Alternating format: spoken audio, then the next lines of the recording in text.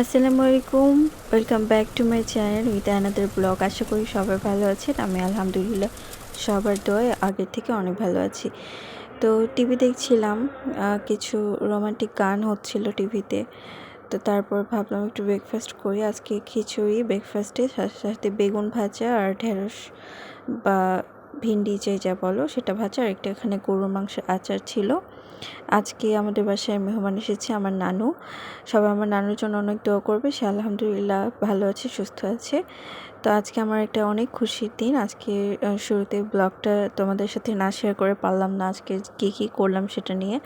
তো এখানে দুপুরে ছোটো মাছের ভাজি দুপুরের জন্য করা হয়েছিল। তো দুপুরে আজকে করলা ভাজি, সে ছোটো মাছ ভাজি, আর সকালে ঢেঁড়স ভাজি, এগুলো দিয়ে নর্মাল ডাল দিয়ে এসব দিয়ে খাচ্ছিলাম। তো পরের দিনের এটা ভিডিও ক্লিপ। তো আমার আপু যে আমাকে ছোটোবেলায় দেখতে আসতো, মানুষ করতো, মানে তার যার কোলে আমি বড় হয়েছি, এক কথায় সে আমাদের বাসায় এসেছিল 3টা তাল নিয়ে তাদের বাসার কাছে।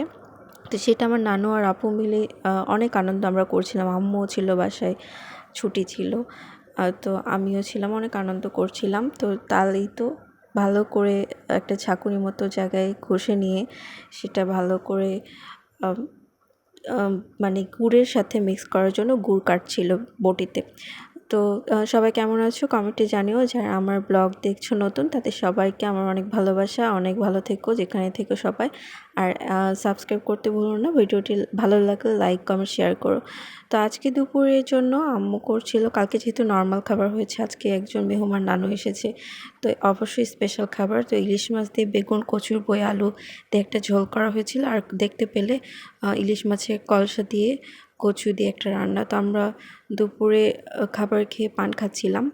তো আমার আপু যিনি, তিনি আমাদের আসলে ফ্যামিলির সবার খুব ক্লোজ। তো এই আপুটা খুব ভালো, মানে পান খায়, পান খাওয়ার অভ্যাস। তো আমরা তার কাছ থেকে ফ্রাইডে যখনই আপু আসে আমাদের বাসায় বেড়াতে এবং কাজ করতে, তখন আপু আসলে মানে আমার আব্বু আম্মু আমরা যেহেতু দূরে থাকি, আমাদের আসলে কাছে কেউ নেই। আপুই আমাদেরকে দেখে। আপুর অনেক অবদান, যার কথা না বললেই নয়। কারণ তার কাছে আমি প্রায় মানুষ। যাই হোক, যেটা বলছিলাম, তো তার কাছ থেকে পান খাচ্ছিলাম। তো পান খাওয়ার পর আজকে আমাদের যেটা তালের পিঠা আমরা বানানোর প্রিপারেশন করেছিলাম, তার জন্য কলাপাতা নিতেই তো আপু আর আমি ছুটে গেছিলাম আমাদের চাচুর বাসার পেছনে। যে কলাপাতা, ওখান থেকে গাছ থেকে কলাপাতা, কারণ আশেপাশে কোথাও পাচ্ছিলাম না। শহরে জানো সব জায়গায় সব গাছ আসলে থাকে না। তো তালের সাথে তোমরা দেখলে যে চালের গুঁড়ি, তার সাথে গুড়টা মিক্সড করে রাখা হয়েছিল। তো আমি এখানে নারিকেল কুচিও দিয়েছিলাম পরে। যাই হোক, তালপাতা আমি আর আপু মিলে সাইজ করছিলাম, কারণ আমরা একটা তালের পিঠা সেটা 3 রকমের বানাবো। একটা হচ্ছে সবাই যেটা চেনো, আর যেটা তেল দিয়ে ভেজে করে।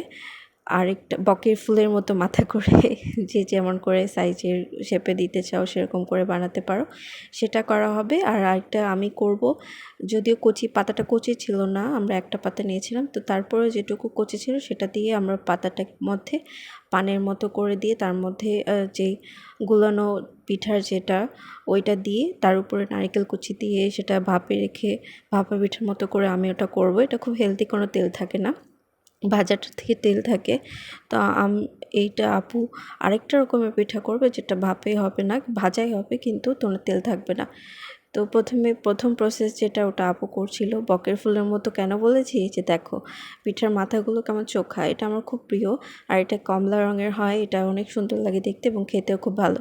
তোমরা জানো ভাদ্র মাসে শুধুমাত্র তাল পাওয়া যায়, তাই বছর একবারই তালের পিঠা খাওয়া হয়। আর কেউ যদি ফ্রিজে রাখো, ওভাবেও তালের পিঠা করতে পারো। যাই হোক, পিঠার মতো করে যেটা তেল ছাড়া, ওটা তোমাদেরকে একটু দেখালাম ক্লিপ। তোমরা ওভাবে করতে পারো। ওটা 2 পাশে কলার পাতা দিয়ে ভালো করে ভাপ দিয়ে ওটা করা হয়, ঢাকনা দিয়ে, কোনো তেল ইউজ করা হয় না। আর এটা আমি যে প্রসেসে করছিলাম ওটা তো দেখতেই পেলে। প্রথমে যে পানিতে করে তার মধ্যে পুরটা দিয়ে পিঠে, তার উপরে নারিকেলের যে কুচি আমি দিচ্ছিলাম, এটা এখন আমি এদিকে যেটা সেকেন্ড পিঠা, ওটাও হয়ে গেছে রুটির মতো। যাই হোক, আমি এটা করার জন্য প্রথমে পানি নিয়েছিলাম, একটা সসপ্যান ছোটো আছে যেটাতে আমি চা বানাই। সাধারণত তোমরা জানো আমার ব্লগ যারা দেখো, এটা আমার খুব ফেভারিট। তার মধ্যে আমি একটা বক্সে করে আমি 3টার বেশি করিনি, কারণ এটা সবাই সচরাচর খায় না, তেলে ভাজাটাই খায়। তো আমি 3টা এরকম করে করেছিলাম ভাপ দিয়ে। তো প্রথমে পানি দিয়ে তার উপরে যে বক্স, ওর মধ্যে পানি দিবে না, ওটা শুধুমাত্র পিঠাটা দিয়ে তার মধ্যে উপরে ঢাকনা দিয়ে তোমরা দমে রাখবে যতক্ষণ না পানিটা নিচের যে সসপ্যানের পানি সেটা না শুকিয়ে যায়। তারপরে সেটা হয়ে গেল, দেখলে পেলে ওটা আমার অনেক ভালো লেগেছিলো। আমরা 3টা করেছিলাম, সবাই ভাগ করে খেয়েছি। তারপরের দিনই সকালে ভিডিও ক্লিপ এটা।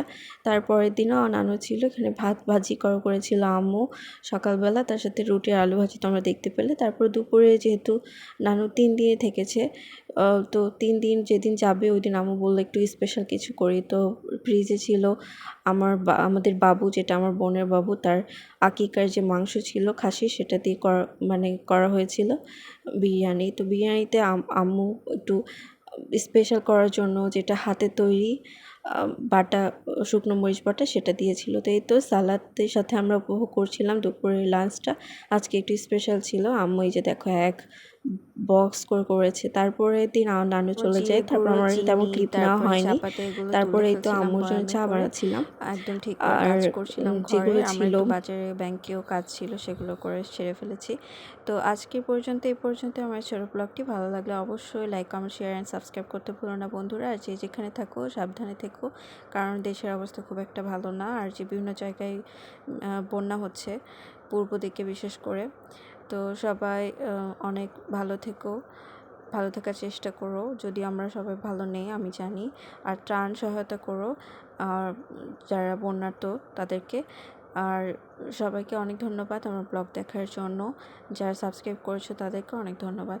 ছোটো এই ব্লগটি ভালো লাগলে আরও ব্লগ দেওয়ার চেষ্টা করব। তো সবাই আমাকে ইন্সপায়ার করো। Thank you so much. আল্লাহ হাফেজ।